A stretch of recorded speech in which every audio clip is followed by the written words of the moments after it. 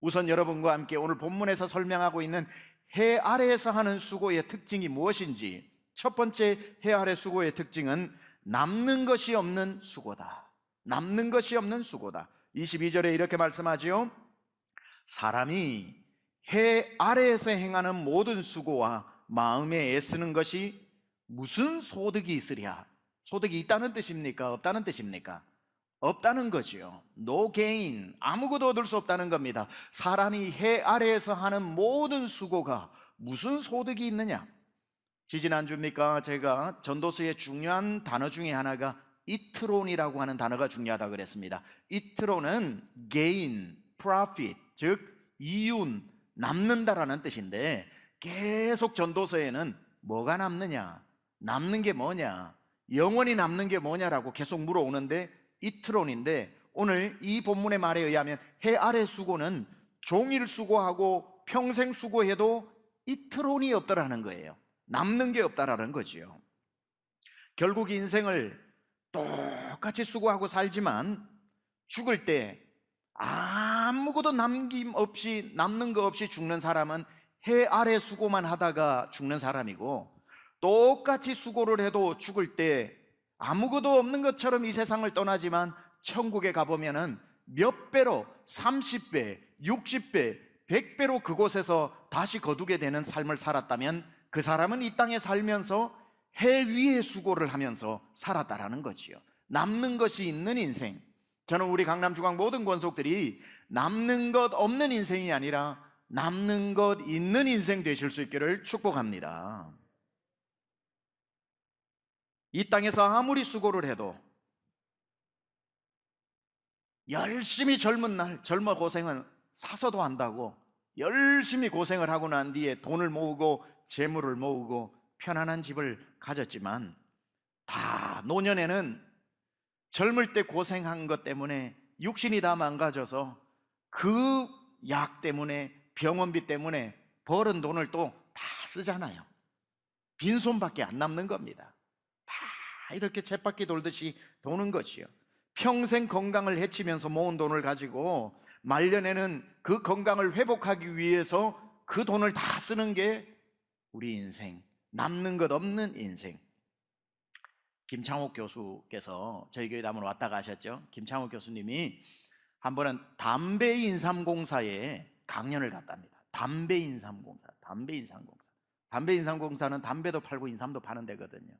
그러니까 담배인삼공사도 참 곤란했던 것 같아요. 담배도 팔아야 되겠고 인삼도 팔아야 되겠고. 그래가지고 고민을 하다가 강연자실에 앉아서 보니까 표가 붙어 있더래요. 거기에 표를 보고 이분이 박장대소를 했는데, 담배인삼공사의 벽에 붙어 있는 표가 이렇더랍니다. 담배로 버린 몸 인삼으로 회복하자. 이렇게. 담배로 버린 몸 인삼으로 회복하자. 그러니까 참 궁여지책으로 나온 그런 표라고 생각합니다. 이게 인생이에요. 내 평생 버린 몸 나중에 약값으로 다 들어가는 거죠. 남는 게 없다는 거예요. 아무리 나를 위해 쌓아놓고 내 노후를 위해서 쌓아놓고 내가 말년에 평안하기 위해서 젊어서 수고하지만 나중에 그 수고에 대한 열매를 정당하게 받지 못하는 해 아래 수고는 우리를 너무 자주 배신합니다.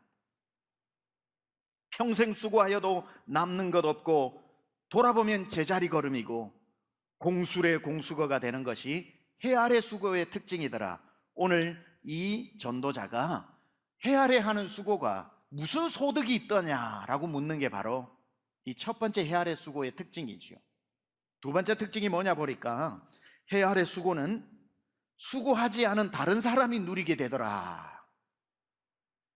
해 아래 수고 열심히 해보니 내가 그 열매를 먹는 게 아니라 엉뚱한 사람이 그걸 먹더라. 18절 19절에 내가 해 아래에서 내가 한 모든 수고를 미워하였노니, 왜 이 수고가 이토록 혐오스럽냐면 이는 내 뒤를 이을 이에게 남겨주게 됨이라. 그 사람이 지혜자일지 우매자일지야 누가 알냐마는 내가 해 아래에서 내 지혜를 다하여 수고한 모든 결과를 그가 다 관리하리니 이것도 헛되도다. 수고는 내가 하고 경영자 관리자는 딴 사람이 오너가 돼가지고 자기 재산처럼 누리고 사는 것을 보니 그것도 허무하더라는 거예요. 내가 수고하고 그 영광은 내 뒤에 오는 사람이 누리더라는 거예요. 21절에도 이렇게 기록하고 있죠. 어떤 사람은 그 지혜와 지식과 재주를 다하여 수고하였어도 그가 얻은 것을 수고하지 아니한 자에게 그의 몫으로 넘겨주리니 이것도 헛된 것이며 큰 악이로다. 수고는 내가 했는데 그 영광은 수고하지 아니하는 자가 누리더라는 겁니다. 해 아래 수고의 특징이라는 거지요. 우리 속담에 재주는 곰이 부리고 돈은 되놈이 가져간다, 이런 말이 있어요. 곰은 재주가 부리고 돈은 되놈이 번다. 되놈은 중국 사람들을 비하하는 말이었어. 쓰면 안 되는 말이지만 속담이 이런 거예요. 옛날 조선시대 때 청나라 고개단들이 와서 곰을 가지고 재주를 부리니 동네 사람 다 모여가지고 재주를 보고 돈을 던져주니 그 곰이 돈을 가져가는 게 아니라 그 되놈 중국 사람이 그 돈을 다 가져가는 것을 보고 생긴 속담이라고 그래요. 재주는 곰이 부렸는데 엉뚱한 사람이 이윤을 다 챙기더라, 이 말이지요. 오늘 전도자가 바라본 해 아래에 죽도록 수고하는 이 수고가 허망할 수밖에 없는 것은 수고는 그 사람이 다 하는데 엉뚱한 사람이 누리더라 이거예요.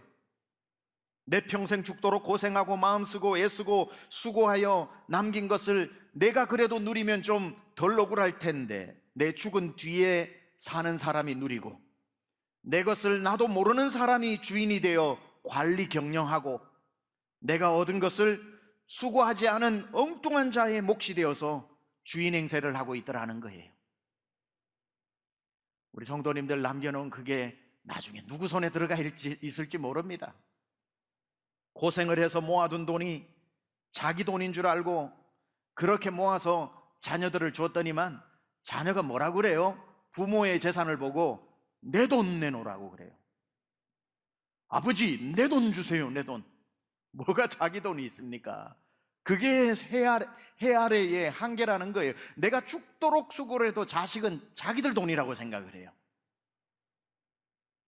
부모는 안 먹고 안 입고 안 쓰면서 모은 돈을 자식들은 흥청망청 써서 내 평생 모은 돈을 몇 년 만에 바닥이 드러나도록 만드는 일이 있으니 해 아래 수고가 이토록 허망하더라는 거지요. 평생 새벽 5시 출근하여 근면성실로 이룬 재산을 한 번도 제대로 써보지 못하고 그 젊을 때 고생 때문에 병상에 누워 평생 이 세상 떠날 때까지 그렇게 사는 사람도 있으니 이 얼마나 허망할 것이며, 내가 6.25 전쟁 1.4후 때 보릿고개를 다 고픈 배 부여잡고 두 주먹 하나로 일으킨 내 사업을 잠시 불어닥친 경영 악화 때문에 다른 사람에게 빼앗겨서 생면부지의 사람이 내가 눈물로 이룬 기업의 오너라 그러고 경영자라 그러고 텔레비전에 나와서 주인 행세를 하는 것을 볼 때에 얼마나 허망하냐 이거예요. 세 번째, 해 아래 수고의 특징이 뭐냐? 해 아래 수고, 사람의 수고에는 끝이 없더라. 아무리 수고를 해도 그 수고에는 끝나는 날이 없더라.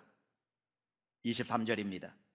일평생에 근심하며 수고하는 것이 슬픔뿐이라.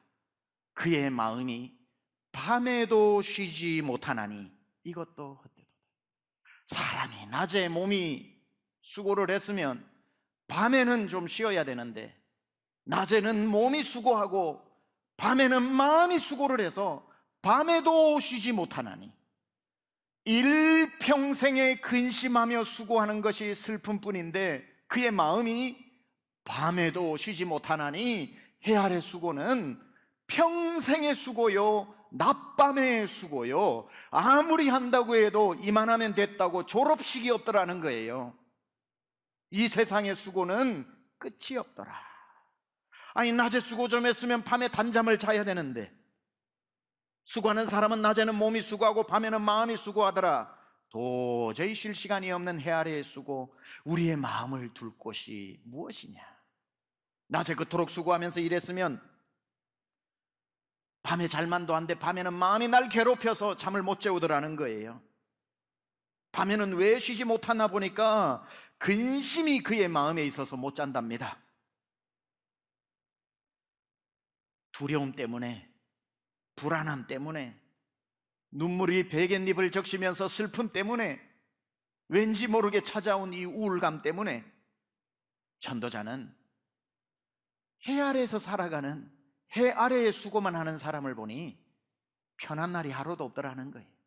몸이 편하면 마음이 불편하고, 마음이 편하면 몸이 가진 게 없고, 일평생 수고하면서도 사람 마음에 노후에 대한 걱정, 땅값에 대한 걱정, 투자해놓은 돈에 대한 걱정, 자녀들 앞날 걱정, 남들보다 뒤처질까 걱정, 고생하고 난 뒤에 병이나 얻을까 걱정, 내 재산 잃어버릴까 걱정, 이것도 걱정, 저것도 걱정, 누워 하늘 보면 하늘이 무너질까 걱정, 등을 땅에 대고 누우면 땅이 꺼질까 걱정, 동쪽으로 누우면 동쪽 걱정, 서쪽으로 돌아 누우면 서쪽 걱정, 밤새도록 근심하는 중에 아침이 밝아오더라는 거예요. 전도자는 이런 사람을 해 아래에서 수도 없이 봤다.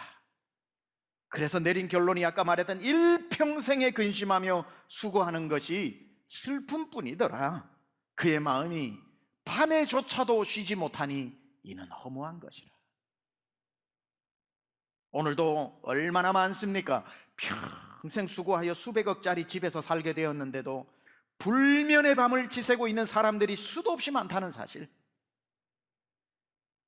수고해서 편안은 얻었지만 평안을 못 얻었던 까닭에, 수고해서 돈을 벌어 쾌락은 얻었지만 기쁨은 얻지 못했던 까닭에 오늘도 근심의 밤을 보내고 있는 거죠. 아무리 젊을 때 고생은 사서 한다고 해도 수고하고 수고했으면 수고에 종착역이 있고 나머지는 누리는 시간도 와야 되는데, 막상 살아보니 해 아래의 수고는 죽는 그 순간까지 끝이 없더라. 몸이 편해질 때면 마음의 근심이 찾아오고, 낮에 고생을 했는데도 밤에 근심이 찾아오고, 젊어서는 몸이 고생, 늙어서는 기력이 없어 고생, 모든 인생의 수고가 이렇게 쳇바퀴 돌듯이 끝이 없는 수고더라라고 전도자는 적나라하게 밝히고 있는 겁니다. 이렇게 전도자는 해 아래의 수고를 오늘 본문의 세 가지로 요약하고 있지요. 아무리 수고해도 남는 것이 없더라. 아무리 수고해도 다른 사람이 누리더라.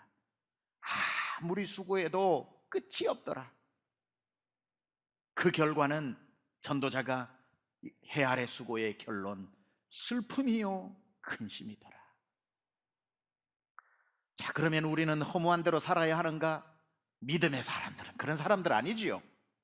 오늘 인생이 이렇게만 된다면 한없이 절망적이지만 전도자는 우리에게 복음의 메시지를 전해주는데, 사람들이여 해 위에 수고가 있다. 우리에게 소망이 있다. 하루를 살아도 기가 막히게 사는 법이 있다. 해 위에 수고를 하며 살면 되는 것이다. 해 위의 수고는 절대로 여러분을 실망시키지 않는다. 그래서 이 땅에 살면서도 이 땅에 수고를 하면서 사는 사람이 있는가 하면, 이 땅에 하루를 살아도 하늘에 남는 것을 위해서 수고하면서 사는 사람이 있다는 사실입니다. 해 위의 수고를 이 땅에서 함으로 남기고 가는 인생이 어떤 사람인가? 아까 읽었던 24절에 사람이 먹고 마시며 수고하는 것보다 그의 마음을 더 기쁘게 하는 것은 없나니, 먹고도 마시고도 수고하면서도 기쁜 일이 있더라는 거예요. 절망이 아니라 먹는데도 기쁘고 마시는데도 기쁘고 손으로 수고하는데도 기쁜 일이 있더라는 거예요. 어떤 수고가 기쁘냐 보니까 다 내가 이것을 본즉 하나님의 손에서 나오는 것이로다. 하나님을 위한 것, 하나님이 주신 것, 하나님의 손에서 나온 것, 그걸 먹고 그 일을 할 때는 하루를 살아도 기쁘더라는 거예요. 이 땅에서 해 위에 수고를 하는 삶은 그렇다면 어떻게 살아야 할까요? 자, 나는 두 발이 해 아래 발붙이고 있는데 내가 해 아래 살면서 해 위의 삶을 어떻게 살아낼까? 그건 간단합니다.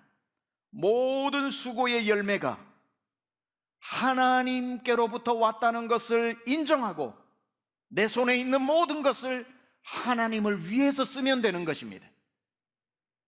하나님을 위해서 쓰는 것을 아까워하는 사람이 있고 아까워하지 않는 사람이 있는데 차이는 한 가지예요. 내 거라고 생각하면 아깝고 주님이 주신 거라고 생각하면 그분으로부터 온 걸 그분께 드리는데 왜 아깝냐 이거죠. 내가 수고해서 번 돈을 떼서 드린다 생각하면 10원도 아까운 것이고, 내 손에 있는 것이 내 손으로 해서 번 것이 하나도 없이 다 그분의 손으로부터 왔다는 것을 인정한다면 100억도 안 아까운 거죠. 왜? 내가 한 것이 없으니까. 내 수고가 풍성한 열매라는 공식은 해 아래서 통하지 않은 거니까, 수고했는데 열매를 맺었다? 그 사이에 하나님의 손이 있었던 거죠. 내 손에 수고했는데 다들 없어지는데 내 손에는 아직 남아있다? 이건 주님의 손에서 나온 것을 내 손에 쥐어주신 거지요.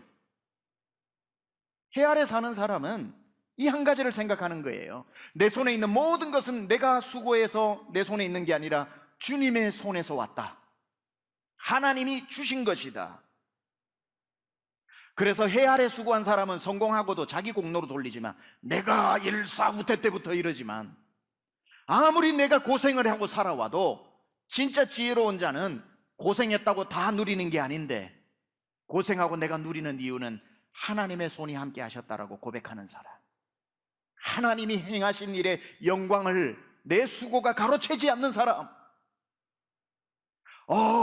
사장님 대단하십니다라고 이야기할 때에 젊어서 나만큼 고생해봐 이렇게 하지 않고, 무슨 소리 하는가, 하나님이 날 도우셨다네라고 하나님의 영광을 가로채지 않는 사람. 그래서 해 아래에서 해 위에 수고를 하는 사람은 절대로 내 것이라고 주장하거나 내 손에 있는 것에 주인 행세하지 않습니다. 하나님의 것이라고 생각하고, 하나님이 원하실 때는 아유 하나님 잘 관리했습니다, 이제 주인에게로 돌려드립니다. 돌려드리면 그게 이 땅에 수고한 건 하나도 남지 않지만 주인께 돌려드린 건 내가 천국에 가면 30배, 60배, 100배로 그대로 있더라는 거예요. 그래서 주님이 내 보물을 하늘에 쌓아두라고 하신 거지요. 여러분 손에 무엇이 있든지 간에 여러분 손에 있는 것 중에 당연히 있어야 될 건 하나도 없습니다. 여러분 인생은 수고한 대로 열매를 맺는 공식이 절대로 통하지 않습니다. 수고를 했는데 열매가 맺혀졌다?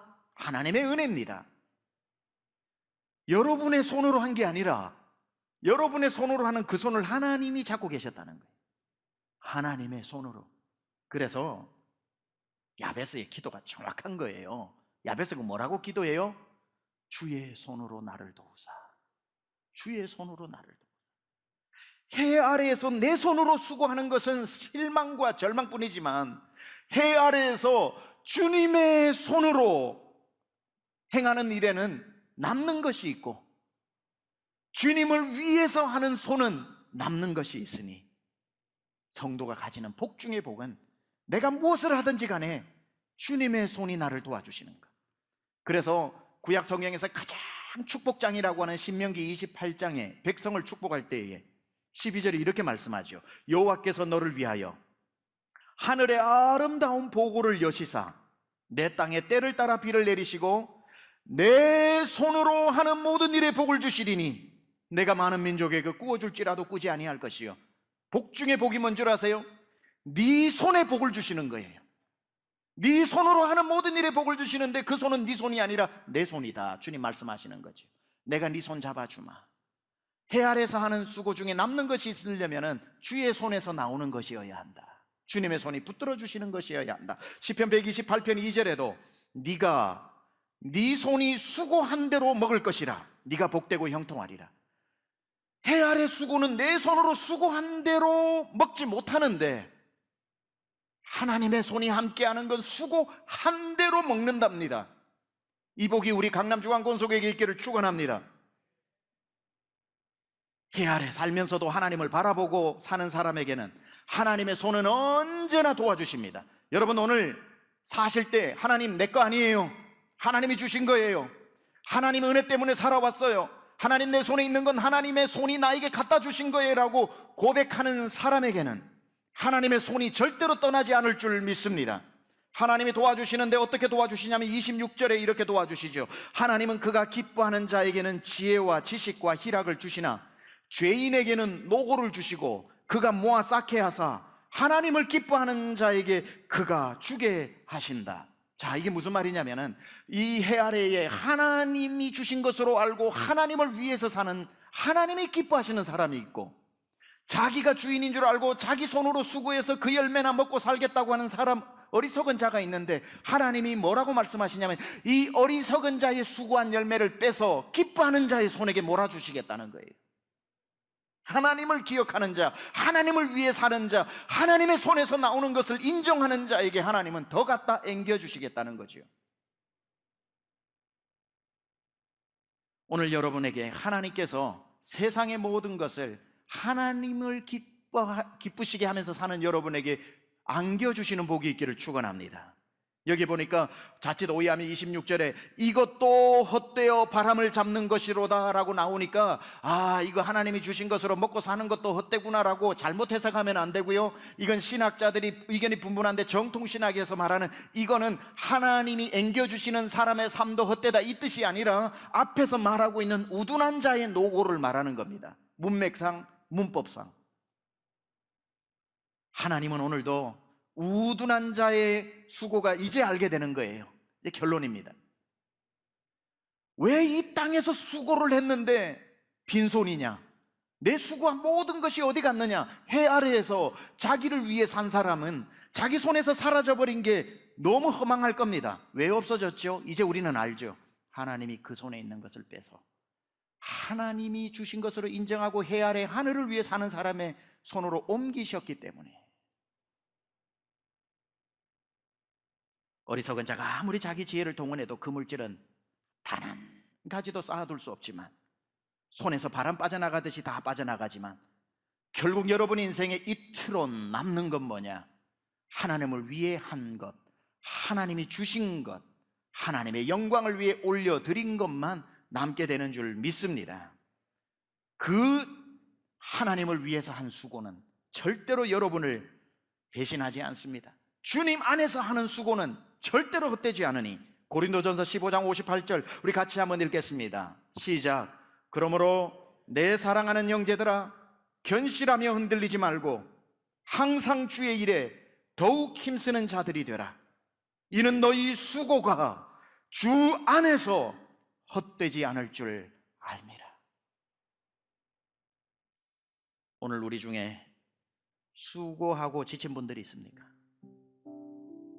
나는 해 아래서 살고 내가 너무 고생했는데 돌아보니 뭐 하나 내 손에 없어서 그 열매에 실망하고 계시는 분들이 있습니까? 이 세상 수고하며 살아오느라 더 이상 한 발자국도 앞으로 나갈 수 없어 지쳐 계신 분들이 있습니까? 평생 내가 근면하고 성실하게 살아왔는데 그 수고가 날 배신하여 날 실망시켜 내 인생이 억울해서 불면의 밤을 새벽이 올 때까지 잠 못 이루고 있는 분 없습니까? 그 수고로 더 이상 우리는 살아갈 수 없습니다. 오늘 예수님이 이런 해 아래 수고를 하다가 지쳐버린 사람들을 부르고 계십니다. 수고하고 무거운 짐진 자들아, 이제 내게로 와라. 나에게로 오는 것 밖에는 방법이 없다. 너희의 수고가 절대로 너희를 쉬게 하지 못한다. 내가 너를 쉬게 할 것이다. 언제까지 여러분이 여러분의 짐을 지고 이 실망밖에 없는 인생을 살아가겠습니까? 언제까지 남는 것 없는 걸 위해서 인생을 허비하겠습니까? 하루를 살아도 주를 위해. 이 무거운 짐, 이제 여러분을 배신한 그 짐을 왜 또 지고 갑니까? 주님이 다 하시고 수고하고 무거운 짐진 자들아, 지고 가지 마라. 내가 너를 쉬게 하겠다. 네 죄짐, 인생의 짐, 지치고 상한 너의 마음 상처투성인 뿐인 네 마음, 절망 가운데 불면의 밤을 보내는 불면증까지 내가 십자가 위에서 다 지고 가겠다. 오늘 한 분도 빠짐없이 오늘도 우리를 오라고 초청하시는 예수님 앞으로 나아가 부여잡고 있었던 세상에 지친 영혼, 수고한 짐들을 맡기고 주님만이 주시는 참된 구원과 참된 안식을 누릴 수 있기를 주님의 이름으로 축복합니다.